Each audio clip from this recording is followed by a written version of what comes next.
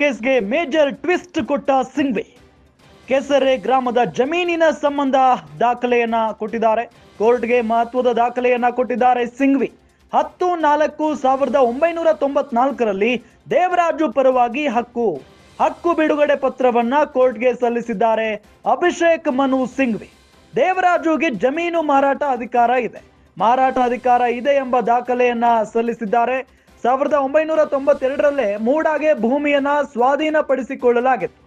ದೇವರಾಜು ಜಮೀನಿನ ಮಾಲೀಕರಾಗಿದ್ರು ಅಂತ ಸಿಂಘ್ವಿ ಸಂದರ್ಭದಲ್ಲಿ ತಿಳಿಸಿದ್ದಾರೆ.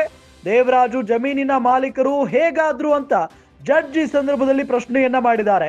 10-4-1993ರಲ್ಲಿ ದೇವರಾಜುವಿನ ಹೆಸರಲ್ಲಿ ಭೌತಿ ಖಾತೆಯನ್ನ ಮಾಡಿಸಲಾಗಿತ್ತು. ನಂತರ ಆ ಜಮೀನು ಮಾರಾಟ ಸಿಎಂ ಬಾಮೈದನಿಗೆ ಮಾರಾಟ ಮಾಡಲಾಯಿತು.